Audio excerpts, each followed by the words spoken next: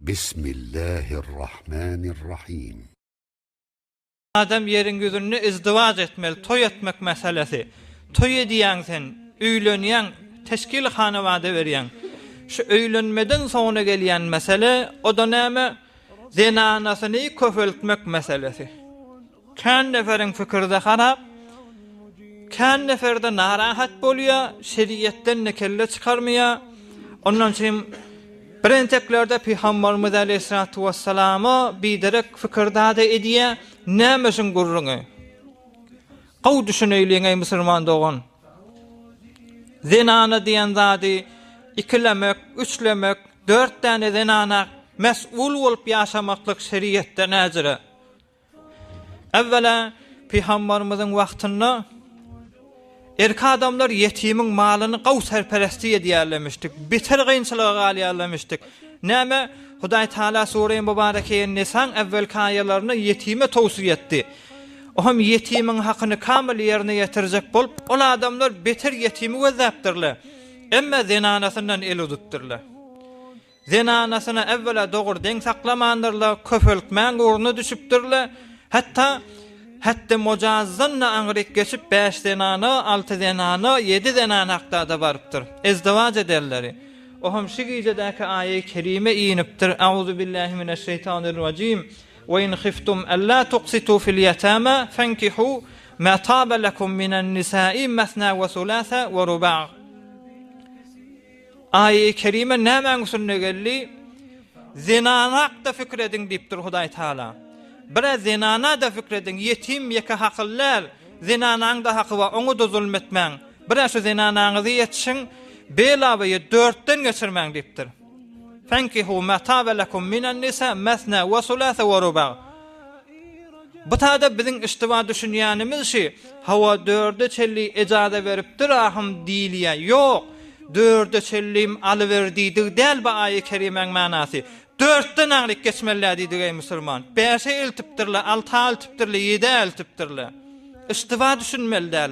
Men fassaral Kur'an bi ra'yihi felyetabawwa maq'adahu minen nar. Kur'an'ı kellesi bilen tefsir eden cehennemi diýipdir Peygamberimiz. Kelle bilen dogurlamaly zat däl. Peygamberimizin wagtynda zenanaň hakyny bitirmändirler. Zenanaň tedadyny bilmändirler. Oham ol adamlara Hudaý Taala aýtdy, yetim ýeka hakyllar, siziň zendegiňizde zenanaňyzyň da haky bar. Olara zulmetmäň diýipdir Hudaý Taala. Bir de 4den agryk geçirmäň diýipdir. Haýaňyz bolsun diýipdir. Eger oňarmajak bolsaňyz, öhdesinden gelmejek bolsaňyz, zulm etjek bolsaňyz, birden diýipdir Hudaý Taala. Birden käni ejazanýyz ýok diýipdir. Aw ma malakat aýmanukum zalika adna alla ta'ulu. Zulm etmejek adam birden ana bilen ýaşasyn diýipdir. Hudaý Taala näme diýär? Kur'an-ı Kerim bilen aýdyn, Peygamberimiziň hadisi bilen. "Welan tastati'u an ta'dilu beynen nisa walaw harastum. Fala tamilu kullal mayli fatadharuha kal mu'allaqa." Kur'an bilen sabit. Hudaý Taala len kelimesi bilen işlepdir. Lenin manasy aslan niýdi Hudaý Taala. La yedhulul cennete aslan kafir cennete girmerdi. Aslan manada. Hudaý Taala näme diýär? "Welan tastati'u aslan başarmarsyňyz an ta'dilu beynen nisa heleýleňizden saklap bilmersiňiz" diýipdir. "Walaw harastum." Her hurum ihlas eden, zähmet çekan hersiň zenanaňyzdan saklap bilmersiňiz diýipdir. Ýöne bir zat edin. "Fala tamilu kullal mayli fatadharuha kal mu'allaqa." Käde insan şaraýaty jur gelmeýär, oham vadar be izdivaç bolýar, ikilenji zenanan almaly bolýar, oň vadar bolýan ýerlerini mesal urjak. Şonjura bolup neme dasaňyz bela teklif zenanaňyz goýmaň diýipdir. Bela teklif diýdi näme? O pahyra inne ýok öýde. Gidip izdivaç etjek diýse-de äri bar. Şu taýda bela teklif şol adam ömrü boş geçip barýan insan serpereste ýok hasap, o tarafdan izdivaç etjek bolsa bir neferiň nikahyny eýne bir asmanyna muallaq bolup duran adam ýalak goýmaň onlukdyr Hudaý Taala. Son insan diýen zat hemişe din göz bilen gözläp bilmeýär, insanlaryň tefawuty we ýürekde. Oham Peygamberimiz Aleyhissalatu vesselam näme? 9 tane zenana bilen izdivac edipdir. Peýgamberiň sünnetimişdik zenanan köfeltmek diye. Munny bizden ýadygar Allah'ın galyň Peygamberimiz Aleyhissalatu vesselam 25 ýaşynda Hazreti Hadice bilen izdivac etdi. 40 ýaşynda bolan Hazreti Hadice. Sonra Hazreti Hadice da Peygamberimizi beter gollaya. Ondan sonra Hazreti Hadice hormat bolsun deyip ikilenci zenanasın Hazreti Hadice dünyadan geçýänçe almandır. Hazreti Hadice dünyadan geçipdir, hormat bolsun deyip üsüne heley getirmändir. Dünyadan geçenden sonra ikilenci heley, üçülenci heley, dördülenci evvelki ýal bolmaýar da ola. Evvelin izdivajyň ýal bolmaýar, ikilenci her näsen ara evvelki ýala gurs bolmaýar, ondan sonra kan-kandan taýfalaryň arasyny birleşdirjek bolup Peygamberimiz Aleyhissalatu vesselam alypdyr. Pes evvelin zenanak asıl Peygamberin sünneti dünyadan geçenden sonra alypdyr. Ondan näme? Den saklama meselesi diýene Peygamberimizden bir rivayet ba. Yani Peygamberimiz Aleyhissalatu vesselam Hazreti Hatice dünyadan geçenden sonra izdivaçlar kan bolupdyr. İzdivajyn kan edeni bilen ýöne Peygamberimiz hemmesini den saklapdyr, adalaty rahat edipdir, iýbiçkisini den saklapdyr. Hemmesini şeriatyň aýtýan formulyny ijra edipdir. Emma ýüregi Hazreti Aýşany gowurýarmyşdyr. Kärrak gowurupdyr. O hem dua edipdir Peygamberimiz, ya Rabbim başardığımça zahiri adalaty raýat etdim. Emma ýüregimde bireme Hazreti Aýşa gyşarmy we on menden geç diýipdir Hudaý Taala. Pes näme etmeli musulman? Peygamberimiz adalaty raýat edipdir. Behterin insan, şeriaty düzen insan. Näme keplese şeriat bolup ýaýran, näme edýän bolsa o da şeriat bolup ýaýran insan ýüregi gidipdir. Emma daşaryp bildirmändir. Biz iki günahkarçylykda gezbäs kellagy gerekli musulman dogan. Bu gurrun aýdýan zadymyz bolan adamlar, bir derdiň üsünden baran adamlar.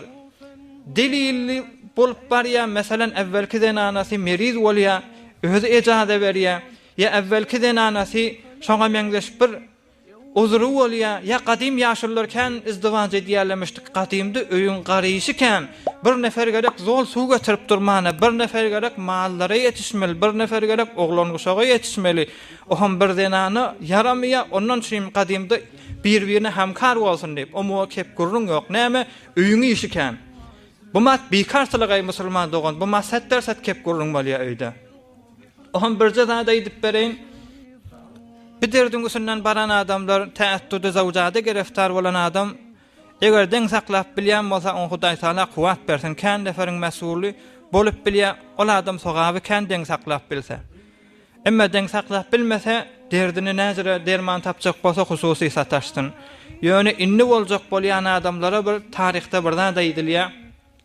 Bir wagt bir neferiň iki däne zenanasy bolmaly. İkisi hemkar bir bilen agdy bir, emma şunu äri haýsy birini kärrak gowurýany biljek bolupdyrlar. Zol adamsynyň hawasynyň hoş wagty adamsynyň ýanyna gelýärli bolmaly, sen haýsymiz kan gowurýan. O da ikiňiz de deň diýen bolmaly. Her ýerinden gelýärli haýsy bir mehbubragyny biljek bolýar, bilip bilmeýär. Ahyrda da üç bolup bir taýmyla keşdik minitdirler. Keşdik minen sonra derýän ortasynda şumat gowy forsat. İki zenanas dilin bir iktilahamda sorapdyr. Eger şumal ikimiz de suwa gaçasak, haýsy birimizden uça tutjak diýipdir. Indi ştada jogap bermerler. O hem şotada taryhda sebit gurulgan musulman. O hem şotada näme etjegini bilmän, evvelki zenanasyna bakyp, sene 100 milyon dersiň inşallah diýipdir. Yani din saklamak ey musulman dogan, "Walan tastati'u an ta'dilu beynen nisa'i walau harastum." Her şeýiniňiz bilen mehabbet gitýär musulman dogan. Ýürek özeliňde de mehabbeti gitýär. Peygamberimiz şu adamaty bilen, şu dini gaýgadyşy bilen ýüregi Hazrat Aýşa kärrak gidipdir. Daşyna bildirmendir. Pes bize de kellagy gerekli. برای مشاهده ویدیوهای بیشتر به کانال یوتیوب سخنرانی های علمای ترکمن سر بزنید، مشترک بشید و منتشر کنید، اجر ببرید.